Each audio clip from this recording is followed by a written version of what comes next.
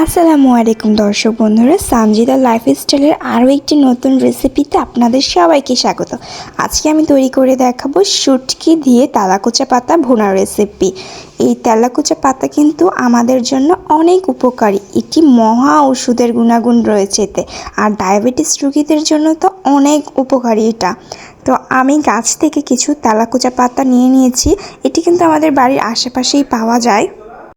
ভালোভাবে ধুয়ে এখন পাতাগুলো কীরকম কুচি কুচি করে কেটে নিব। আর আজকে আমি এই শুটকিটা দিয়ে রান্না করব। তো তার জন্য একটা প্যানে কিছুটা পরিমাণে তেল আর আদা রসুন বাটা দিয়ে ভালোভাবে মশলাটা কষিয়ে নেব, যাতে পেঁয়াজ রসুনের গন্ধ না হয়।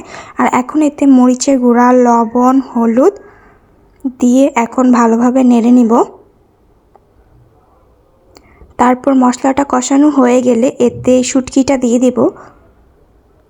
আপনারা এটাতে যে কোনো শুটকিই ব্যবহার করতে পারেন, এটা খেতে কিন্তু অসম্ভব মজা। ভালোভাবে মশলাটা কষানো হলো, এতে সামান্য পরিমাণে পানি দিয়ে দিব। আর এখন একটু ভালোভাবে নেড়ে চেড়ে এই শুটকিটা থেকে আলাদাভাবে কাঁটাগুলো ছড়িয়ে নিব।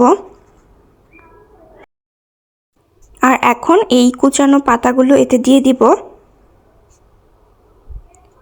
ভালোভাবে নেড়ে চেড়ে কিছুক্ষণ পর দেখুন এতে পানি চলে এসেছে। তো এরকম ভুনা ভুনা করে ফেলবো, এতে কিন্তু কোনো পানি দেব না, শাক থেকেই পানি উঠবে। তো এরকম যখন একদম পানিটা শুকিয়ে ভুনা ভুনা হয়ে যাবে তখন উঠিয়ে নেব।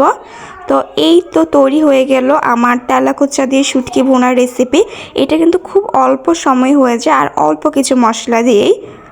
এটা অবশ্যই আপনারা ট্রাই করবেন। আল্লাহ হাফেজ।